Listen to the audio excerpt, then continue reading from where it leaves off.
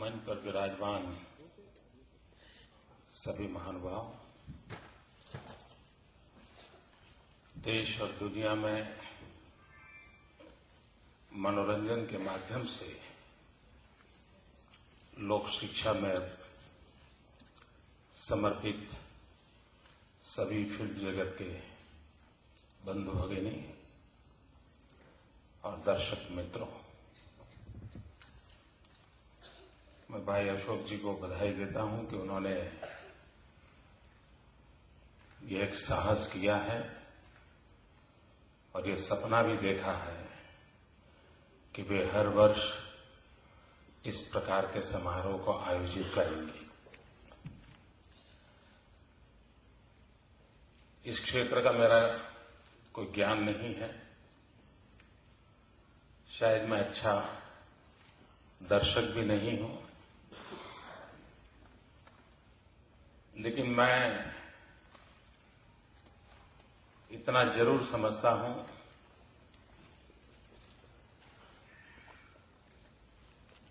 कि फिल्म के माध्यम से, दृश्य श्राव्य चीजों के माध्यम से विश्व को भली भांति जानने का अवसर मिलता है। वहां का कल्चर, वहां की परंपराएं, इसका स्वाभाविक अवसर मिलता है। मैं कभी जब पार्टी का काम करता था तो संगठन के कार्यकर्ता के रूप में पार्टी टू पार्टी इनविटेशन मिलते थे दुनिया के किसी देश में जाने के लिए, और वे हमसे हमारी कहां आप जाना चाहते हैं, क्या देखना चाहते हैं, ऐसे कोई सुझाव मांगते थे। मुझे जब भी अवसर मिलता था तो मैं कहता था अगर समय बचे कहीं तो मैं उस देश की भाषा में थिएटर देखना चाहूंगा, कोई नाटक देखना चाहूंगा, नाट्य प्रयोग देखना चाहूंगा। और वहां की सरकारें ऑर्गेनाइज भी करती थी।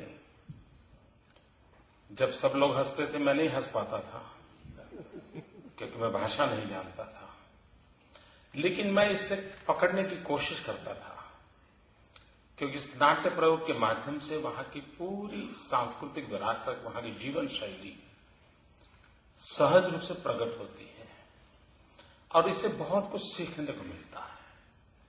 और इसलिए ये एक ऐसा सशक्त माध्यम है जो माध्यम विचार परिवर्तन की ताकत रखता है, परिस्थितियों के परिवर्तन की भी ताकत रखता है। हम इसका किस प्रकार से इस्तेमाल करें इस पर डिपेंड करता है। लेकिन कभी कभी फिल्म इंडस्ट्री को काफी आलोचनाएं झेलनी पड़ती है क्योंकि एक वर्ग रहता है कि उसकी अपेक्षा ये है कि फिल्म इंडस्ट्री साधु महात्मा का काम करे, वो समाज सुधार का काम करे। एक वर्ग का ऐसी अपेक्षा रहती है कि वो एंटरटेनमेंट करे। इन दोनों पक्ष में अपना अपना तर्क है, अपनी बात में वजन है और उस बीच में से उनको रास्ता निकालना पड़ता है। कभी कभी मैं सोचता हूं कि दुनिया में जितने फिल्म मेकर्स हैं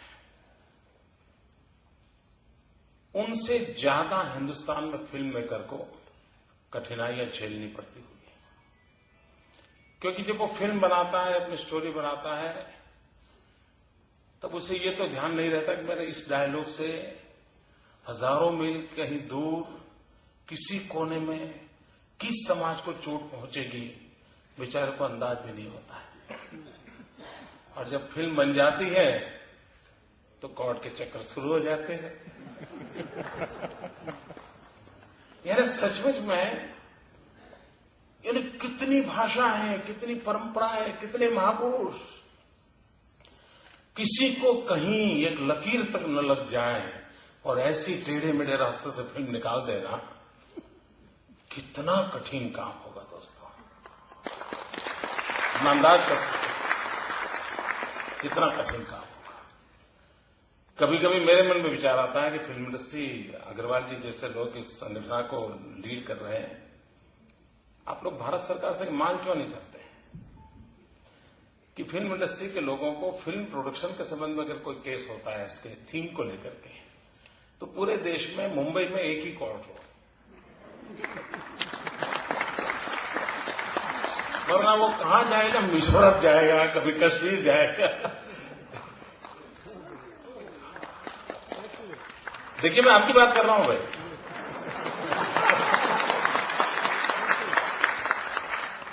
और ये हो सकता है, भारत का संविधान एक है, एक जगह पे हो सकता है, ताकि ये, क्योंकि इसके कारण कई कठिनाइयां पैदा होती, और इसलिए ऐसी कुछ व्यवस्थाओं को कैसे विकसित किया जाए। मित्रों, गुजरात का और फिल्म इंडस्ट्री का नाता बहुत पुराना है। वैसे अभी संजीव कुमार से उल्लेख हुआ, लेकिन प्रारंभ में मुंबई में जब फिल्म इंडस्ट्री आई तो शायद कहते हैं कि टेक्नीशियन स्टाफ हो, फाइनेंसर हो, बाकी सब गुजराती भरे पड़े थे। सिर्फ स्क्रीन पर लंबे चौड़े इंसान चाहिए तो कहीं इधर से उधर से आ जाते थे।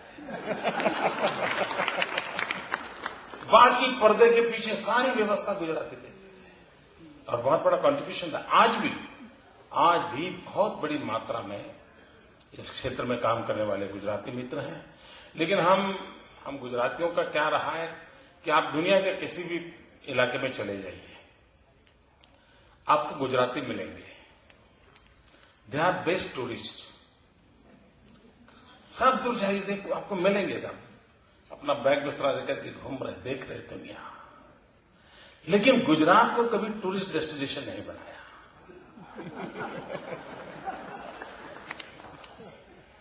वैसा ही हुआ फिल्म इंडस्ट्री का। धन लगाया, शक्ति लगाई, बहुत कुछ किया, गुजरात में कुछ नहीं हुआ। मैं आपको निमंत्रण देता हूं मित्रों। हमारे सुभाष जी तो मेरे साथ घंटों चर्चा करके गए हैं, अनुपम जी करते रहते हैं। बहुत अवसर है गुजरात में, जिस प्रकार से विकास हो रहा है। और आज फिल्म इंडस्ट्री में शायद 80% ताकत टेक्नोलॉजी ने ले ली है, मैनेजमेंट ने ले ली है। क्रिएटिव एक्टिविटी भी टेक्नोलॉजी के माध्यम से हो रही है, और क्रिएटिविटी एंड टेक्नोलॉजी का एक बढ़िया कॉम्बिनेशन फिल्म इंडस्ट्री में दिखाई दे रहा है। गुजरात में ये सारी शक्तियां पड़ी हैं। आप आइए, विकास के लिए बहुत संभावना है, क्षमता भी बहुत है। इस फेस्टिवल के बाद मुझे विश्वास है कि फिल्म जगत के मित्रों का गुजरात की तरफ देखने का नजरिया बदलेगा। वे भी सोचेंगे कि जरूरी नहीं है कि अब शूटिंग के लिए न्यूजीलैंड और ऑस्ट्रेलिया चले जाएं, बहुत कुछ यहां भी मौजूद है।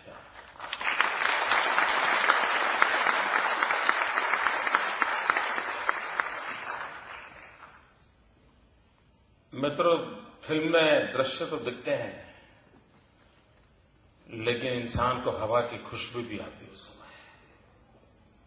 अगर आप हिंदुस्तान की हवा की खुशबू को लेने की कोशिश